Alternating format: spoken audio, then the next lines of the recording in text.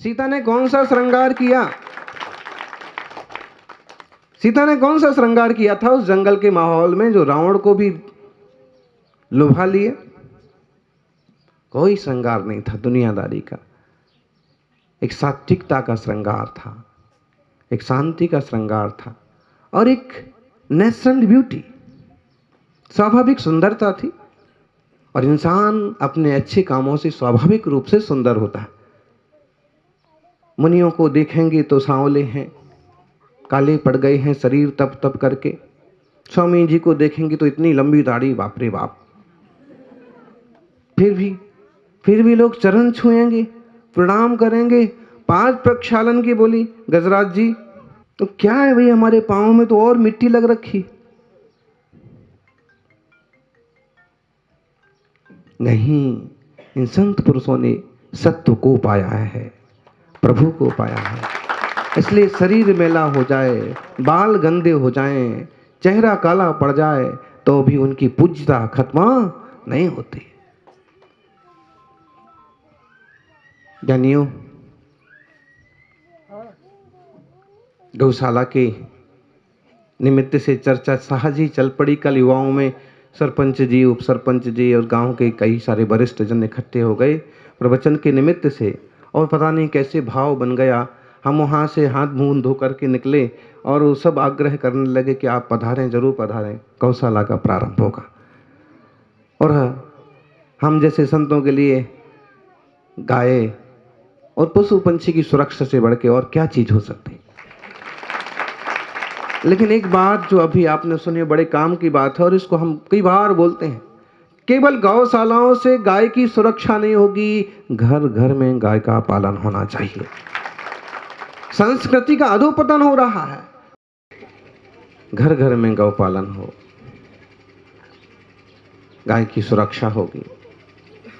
और वह नहीं जम रहा है आपको घर घर में, तो जो पालन करते हैं उनको प्रोत्साहित करो। इसके अलावा शहर में, गांव में इधर उधर भटकते हुए, रखड़ते हुए जो पशु हैं, उनको ला करके एक गौशाला में एकत्रित करो, उनकी सेवा करो। गौ माता की जय बोलने अकेले से काम नहीं चलेगा। अभी तो अगर दीन दुखी अवस्था में दिखते हैं बछड़े, गायें, तो उनकी तुरंत सेवा का प्रबंध करना चाहिए, खाने का प्रबंध करना चाहिए। जब गाय नहीं होगी तो गोपाल कहाँ होंगे? और आजकल तो एक खतरनाक माहौल ये भी आया कि गायों को कत्ल खाने भेजने लगे लोग। जब देश स्वतंत्र हुआ था तो एक संकल्पना चल रही थी कि देश में बूचड़खाने नहीं होंगे। बूचड़खाने आ गए हैं। हमेशा कोई ना कोई लॉबी ऐसी वजनदारी पैदा करती है, बूचड़खाने माने कत्ल खाने, पशुओं को काटा जाए। फिर एक कोशिश चल रही थी कि कम से कम गोवंश की हत्या नहीं होगी, वो भी चालू हो गई। फिर आंदोलन हुए, फिर इनने आंदोलन किए, कभी दांडी स्वामी ने आंदोलन किया और कभी संतों ने। लेकिन पूरी तरह से गौवंश की हत्या का रुकना या बूचड़खानों का खत्म होना अभी तक नहीं हो पाया। अब मोदी क्या करते हैं वो जाने, लेकिन हम तो अभी भी ये आशा लगा के बैठे हैं कि शायद जाते जाते इंसान गौ हत्या बंदी करके जाएगा।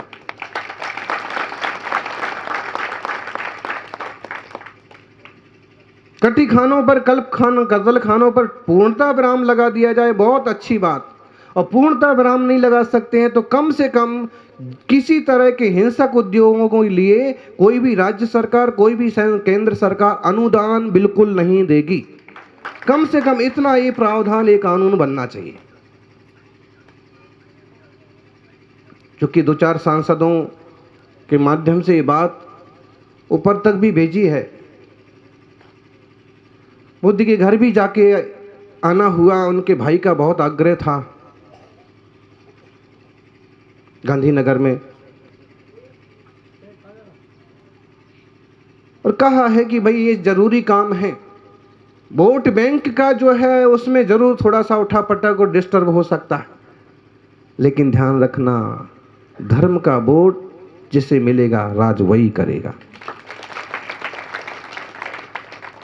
बाकी लोग आ सकते हैं 5 साल के लिए, जा सकते हैं 5 साल के लिए, लेकिन वो राज नहीं करते हैं। जब तक हमारा हृदय प्रसन्न नहीं है, जब तक जनता का हृदय प्रसन्न नहीं है, जब तक खेतों और पशु पक्षियों में खुशहाली नहीं है, तब तक वो राज नहीं कहलाता है। कोई भी बैठे कुर्सी पर, उससे क्या फर्क पड़ता है। और आज भी एक कल्पना की जाती है राम राज की। क्यों साहब, क्या बात थी उस समय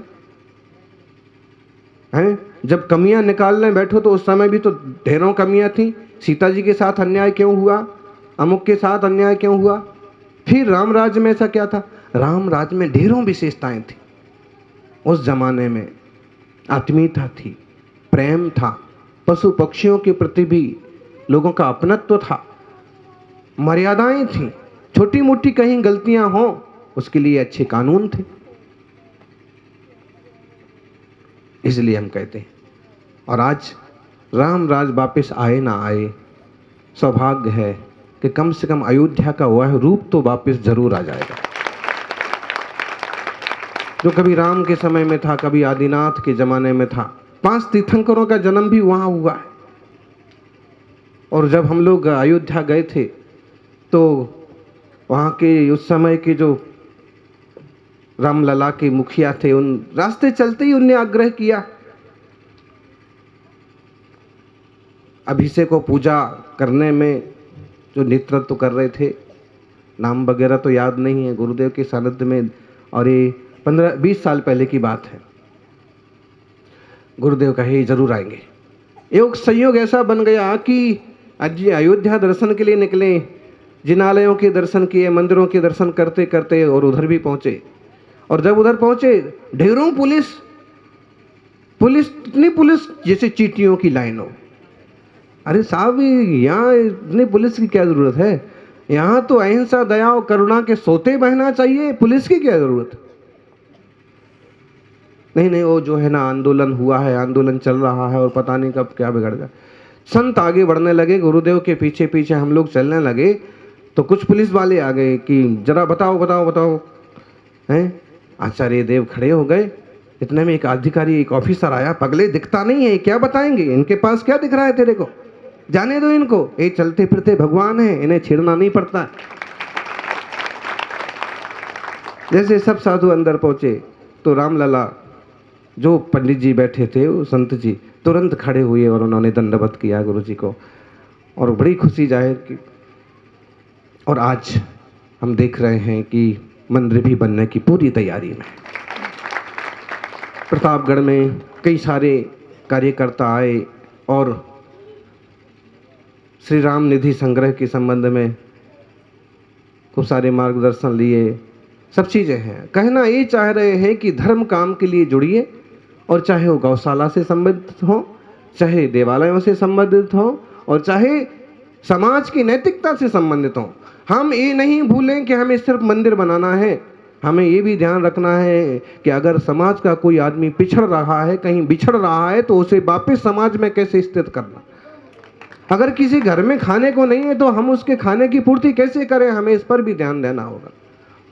गांधीनगर में थे, एक बड़ी संस्था चलती है अन्नदानम, और क्या नाम से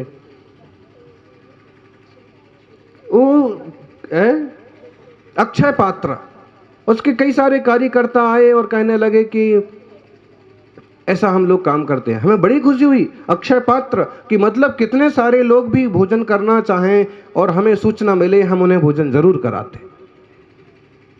ये बात हमें गांव-गांव के स्तर पर चालू करना चाहिए। छोटे छोटे नन्हे मुन्ने बच्चे, इनकी पढ़ाई अच्छे से हो, पढ़ें लिखेंगे तो बड़े अच्छे नागरिक बनेंगे। दिखा भी हैं, नन्हे मुन्ने 6वीं 7वीं के बच्चे हैं और उन्होंने सस्वर पाठ किया, सुस्वर पाठ किया गीता का।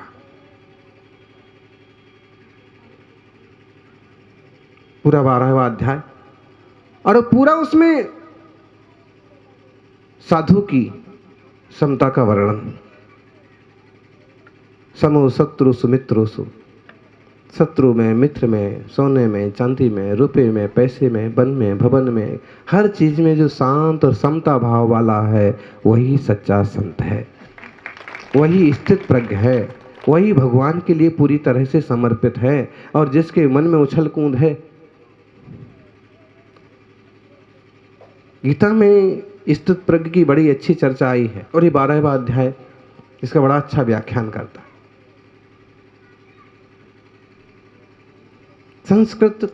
संस्कृति और नैतिकता का निर्माण बहुत जरूरी है।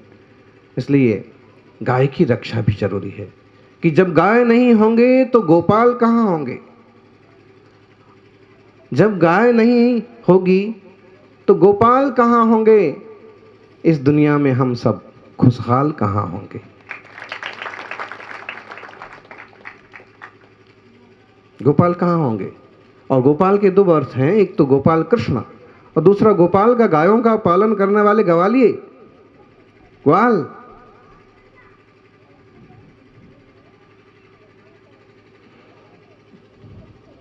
महापुरुषों के जीवन में, प्रभु के जीवन में कई सारी शिक्षाएं छुपी हैं, हम सीखें। अर्ध चक्रवर्ती का नारायण का पद लेकर के पैदा हुए कृष्ण भी जीवन में खेल की जगह खेल भी करते हैं, समाजवाद की तरह समाजवाद में लीन है, मित्रता के व्यवहार निभाने के लिए सुदामा से और सब कुछ समर्पण करने को तैयार है। और देखिए कि पशु पंछियों की सुरक्षा के लिए, गौ माता की सेवा के लिए खुद लाठी लेकर के चराने को भी तैयार है। मतलब है हमारा जीवन सांगोपांग होना चाहिए। हम केवल राजा बन के पैदा ना हो, और राजा बन के भी पैदा हो तो भी हमारे जीवन में बेसारी विशेषताएं होना चाहिए जो एक अच्छे इंसान में होती हैं। कई बार लाट साहब बन के बैठ जाते हैं हम, और हम कुछ नहीं करेंगे, उससे काम नहीं चलता है। कर्तव्य करना पड़ते हैं, और जो कर्तव्य करते हैं उन्हें अधिकार मिलते हैं, वो महान बनते हैं। घास फूस खाकर बदले में दूध हमें देती है कौन? देख लो, आप किसी भी इंसान को मक्खन मलाई खिलाओ, काजू किशमिश खिलाओ, बदले में क्या देगा वो? शाम तक सुबह तक जो भी देगा, क्या देगा? ऐसी चीज देगा कि रास्ता भी गंदा हो जाएगा। और अगर गाय को घास फूस भी खिलाओ, बदले में क्या देती? अगर दूध नहीं देती है तो भी वो चीज देती है कि अगर खेतों में गोबर डाला जाए तो फसलें लहलहा उठती। और इसलिए जो लोग समझते हैं कि गाय ने दूध देना बंद कर दिया है, या दूध नहीं देती है, या बड़ी नहीं हुई है, या बूढ़ी हो गई है, हटाओ, ये बेवकूफी है। अगर ठीक ढंग से उसका पालन किया जाए तो उसका गोबर भी इतनी कमाई करा देगा कि उसका अपना पेट तो भर ही सकता है उसके गोबर की कमाई से। गौमूत्र के ढेरों प्रयोग रामदेव जी ने किए हैं, और तुम तो गौमूत्र को यूं नाली में बहा देते हो, और रामदेव जी की पूरी कंपनी चलती है। वो कितना कमाते हैं? अब कमाई करना सीखना है तो सीखो कि गोबर से भी कमा सकते हैं, दूध से भी कमा सकते हैं, दूध नहीं है तो गौमूत्र से भी।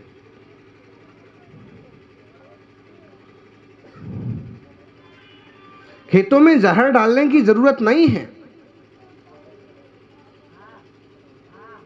जरूरी नहीं है कि हम जहर मिलाएं पानी में और पानी को भी जहरीला बनाएं और फिर पौधों को जहर पिलाएं। भले आप कीड़ों से रक्षा के लिए पौधों को जहर, लेकिन पौधों के ऊपर जहर क्यों? और एक बात, कीड़े क्यों मारना चाहते हो? पहले से ऐसी सावधानी क्यों नहीं रख रहे हो, और पहले से ऐसे खाद और पहले से ऐसे गोमूत्र आदि का उपयोग क्यों नहीं कर रहे हो कि कीड़े पैदा ही ना हो? गोबर से लिपाई की जाती थी, घर की पुताई की जाती थी, गौशाला में जो कुछ निकला गोबर, उसके साथ गोमूत्र जो लिया और साहब, क्यों? इससे रेडिएशन खत्म होता है। आज शहरों में बड़ी समस्या है, जो मोबाइल का टावर लगता है ना, आज आपको बड़ा प्यारा लग रहा होगा मोबाइल, और मोबाइल छोटे से बच्चे से लेके बड़े बूढ़े तक को पसंद है। आदमी घरवाली को छोड़ देगा, लेकिन कौन कौन बोला हाथ उठा के बताओ, ताकि आपकी घरवाली आपको देख लेवे, घर जाके खबर लेवे फिर।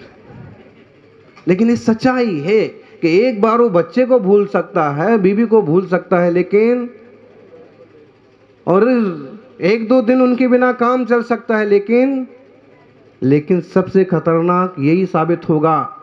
अभी कुछ तो हुआ भी है कि बैटरी फट गई और आदमी भी फट गया हुआ। दूसरा, ये जिसके टावर्स होते ना, एक खतरनाक रेडिएशन करते। जयपुर के एक परिवार की शिकायत है, उसमें 2 युवा थे काम करने वाले, और उनके लिए पैसा कमाने के लिए कि बिल्डिंग के ऊपर खाली जगह पड़ी है, लगा दो टावर, कोई बात नहीं, कम से कम 50,000 रुपये आएंगे महीने के, घर चलेगा। परिणाम ये हुआ कि उसके रेडिएशन से उनको कैंसर हुआ, दोनों 6 महीने के अंतर से। ये तो अखबार में बड़ी खबर बनी थी। तो मतलब ये आधुनिकता बढ़ रही है, बढ़े, लेकिन आधुनिकता कभी इतनी खतरनाक हो जाएगी कि हमारी जान पर आ पड़ेगी। इससे रेडिएशन पैदा होता है, और गाय के गोबर से या गोबर से रेडिएशन खत्म होता है, वायरस खत्म होते हैं। इसलिए पद्धति थी, परंपरा थी, पोंगापंथी नहीं है। हमारे देश की जितनी सारी रूढ़ियां हैं या काम हैं या कार्यक्रम हैं, उसमें पोंगापंथी नहीं है। कहीं ना कहीं उस रूढ़ी के पीछे ना कुछ अर्थ है। उस पद्धति के पीछे ना कोई रीजन है, उसके पीछे कोई ना कोई वैज्ञानिक तथ्य निकलेगा, भले हम उसे सिद्ध कर पाए ना कर पाए। तो इन थोड़ी सी बातों पर ध्यान दें। पशु पंछियों के लिए दाना डालें, केवल अपने दुख से दुखी नहीं होते रहें, अपितु थोड़ा सा मन बड़ा करके किसी की सेवा करना सीखें, आपका दुख भी दूर हो जाएगा। यूं संसार में सब दुखी है, लेकिन फिर भी कोई गांव में ऐसा होता है कि भजन करता है, कीर्तन करता है, सबकी खबर रखता है। और हम भी वैसे ही बने, परस्पर सहयोग वाले।